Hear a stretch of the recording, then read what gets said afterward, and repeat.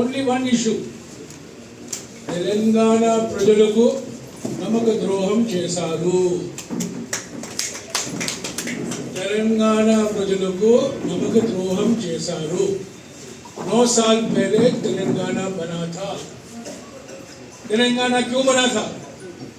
कि सारे तेलंगाना में विकास हो, कॉलेज खोले, रोड बने, फैक्ट्रियां खोले. 9 साल बाद क्या हो रहा है? सारा का सारा इन्वेस्टमेंट सिर्फ हैदराबाद के नेहरू आउटर रिंग रोड पर ही है. और वो आउटर रिंग रोड किसने बनाया? वाईएसआर कांग्रेस. वाईएसआर जब कांग्रेस पार्टी के मुख्यमंत्री थे 2004 और 2009 के बीच में, तब वो आउटर रिंग रोड बना था. आज उसका फायदा केटीआर और उसके बेटे केसीआर और उनके बेटे केटीआर दोनों उसका लाभ उठा रहे हैं.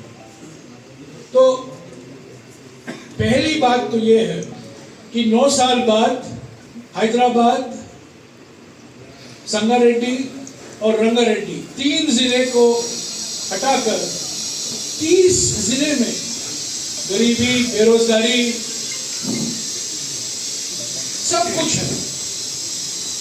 तो जब केटीआर बोलते हैं तेलंगाना के बारे में, उनके मन में सिर्फ हैदराबाद है, संगारेड्डी है, रंगारेड्डी है, बस. जो 30 जिले हैं, 33 जिलों में से उनका कोई ख्याल केटीआर और केसीआर नहीं करते. तो पहली बात. दूसरी बात, जब तेलंगाना बना तो ये उम्मीद की गई थी कि तेलंगाना के युवकों को रोजगार मिलेगा, मुल्की जो मुल्क के हैं उनको एम्प्लॉयमेंट मिलेगा. क्या हुआ? 9 साल बाद तेलंगाना पब्लिक सर्विस कमीशन में कांस्टेबल के अलावा किसी को एग्जाम नहीं दे पाए, कोई रिक्रूटमेंट नहीं हो पाया है. 9 साल हो गए. कोई टीचर, कोई डॉक्टर, कोई नर्स, कोई जो जमीन का रिकॉर्ड देखता है, रेवेन्यू ऑफिशियल, कोई भी नहीं, किसी का भी रिक्रूटमेंट नहीं हुआ. तो ये दूसरी बात. हमारे देश में सबसे ज्यादा युवा बेरोजगार तेलंगाना में है और रोज एक युवा अपने आप जान ले लेते, सुसाइड होता. हर एक दिन में एक युवा, लड़का या लड़की, सुसाइड करते. तीसरी बात, जब तेलंगाना बना था सामाजिक न्याय की बात हुई थी. आदिवासी, दलित, बैकवर्ड क्लास, माइनॉरिटी, ये सब सरकार चलाएंगे. आज कौन सरकार चला रहा है? एक मुख्यमंत्री हैं जो अपने फार्म हाउस में बैठते हैं. 9 साल से अपने फार्म हाउस में वो कैदी हैं. वो कहीं जाते नहीं है, ऑफिस आते नहीं है, किसी से मिलते नहीं है. और उनके साथ उनके बेटे हैं और इन दोनों के साथ एक भांजा भी है और कभी कभी एक बेटी भी घुस जाती है. तो ये 4 लोग. उनका इलेक्शन सिंबल एक पुराना गाड़ी है. उस गाड़ी में 4 पहिए हैं, 4 टायर हैं. एक टायर केसीआर, एक टायर केटीआर, एक टायर हरीश राव और एक टायर कविता. यही है बस तेलंगाना.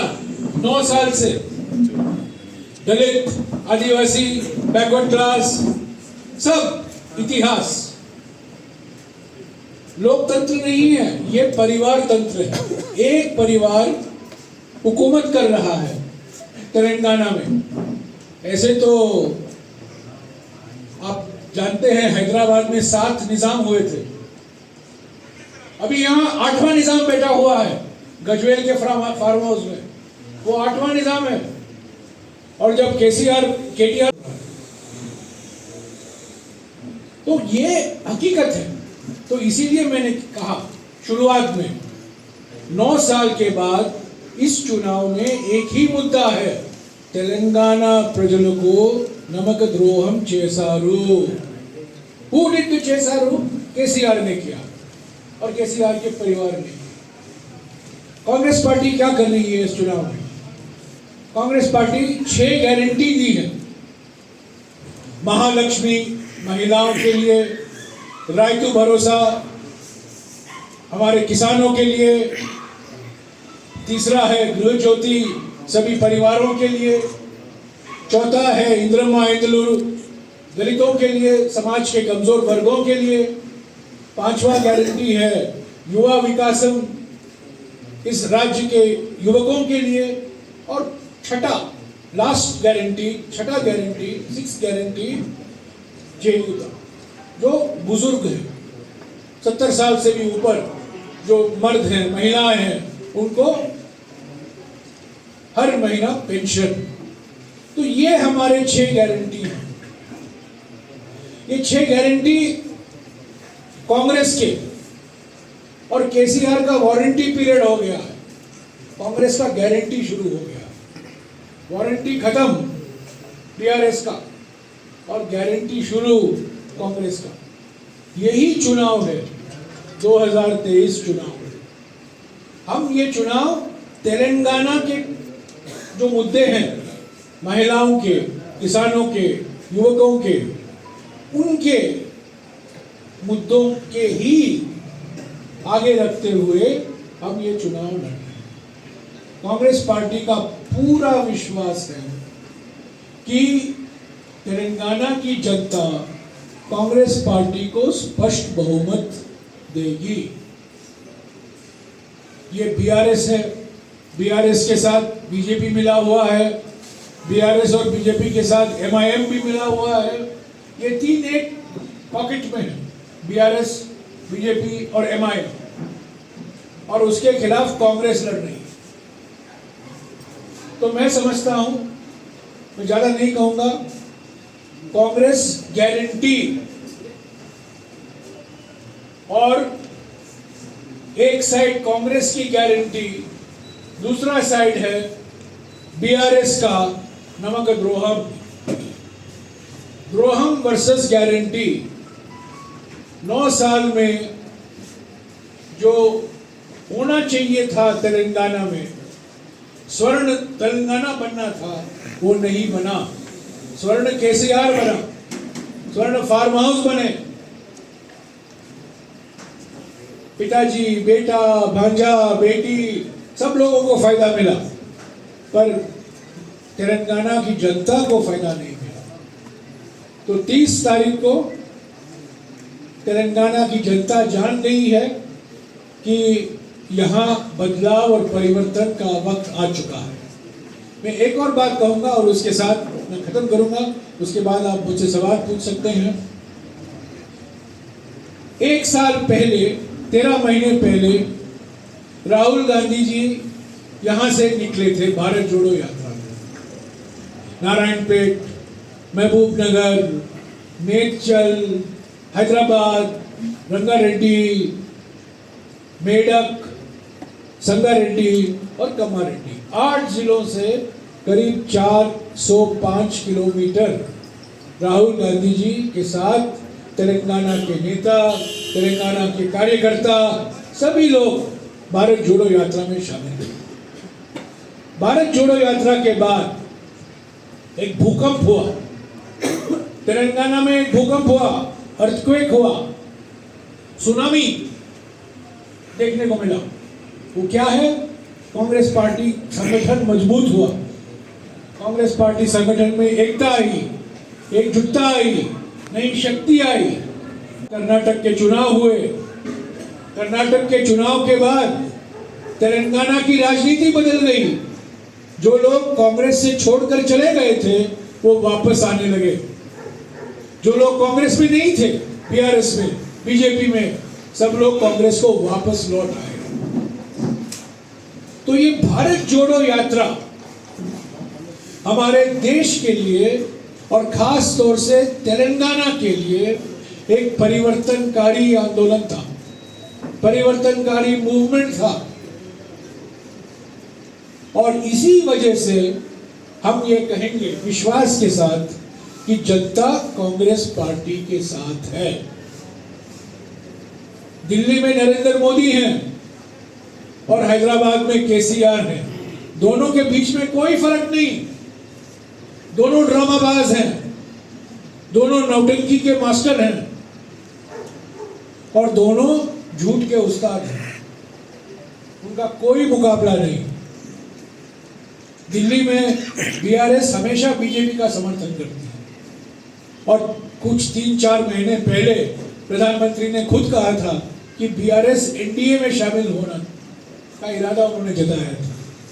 तो राज खुल गया, असलियत सबको पता चल गया कि बीआरएस और बीजेपी एक ही सिक्के के इस मोबाइल में, यहां फ्रंट में बीआरएस है, पीछे बीजेपी है। तेलंगाना में, दिल्ली में सामने बीजेपी है, पीछे बीआरएस है। ये सब लोग जान चुके हैं। तो साथियों, मैं और कुछ नहीं कहूँगा। कॉलेज में पढ़े थे तो मुझे बड़ी खुशी हुई उनसे मिलकर।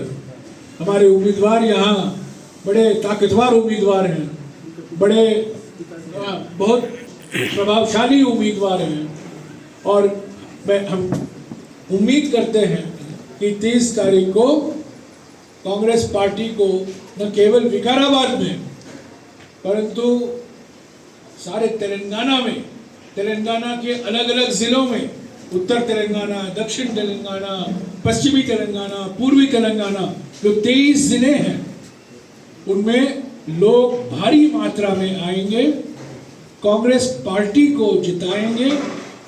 ये जो 9 साल से नमक द्रोहम हो रहा है, तेलंगाना प्रजलों को नमक द्रोहम कैसा जो जिसने किया है उसको हटाएंगे और कांग्रेस की सरकार जरूर बनेगी। शुक्रिया। बार मीटिंग में हस्तम देखा रेवंत रेड्डी ने क्या बोल रहे हैं? देखा, ये है हमारा सीएम कैंडिडेट, बढ़िया सुंदर सीएम कैंडिडेट है। ये अभय हस्तम सीएम अभय हस्तम। रेवंत रेड्डी ने बार मीटिंग में क्या अभय हस्तम करता 9 तारीख को बोल रहे हैं। अभय हस्तम ने गारंटियां दी हैं। अभय हस्तम के नाम पर लोग चुनकर आएंगे। आपका जो पार्टी एक मिनट सुनिए ना। लोग चुनकर आएंगे, बैठेंगे, खाएंगे, पकौड़ा खाएंगे, चाय पिएंगे, हाईकमांड से बात करेंगे, मुख्यमंत्री बनेगा, सरकार बनेगी। जल्दबाजी नहीं कीजिए। ये चुनाव हमारे देश में ब्यूटी कॉन्टेस्ट नहीं है। हमारे देश में पार्टी के खिलाफ कॉन्टेस्ट होता है। BJP versus Congress, Congress versus BRS. America नहीं है, ये भारत है, हिंदुस्तान है, इंडिया है। पार्टी लड़ती है, व्यक्ति नहीं लड़ते। समझ गए? तो हस्तम के बाद देखा जाएगा। 3 तारीख को आपको पता चल जाएगा कि कौन हमारे मुख्यमंत्री बनेगा। और जो बोल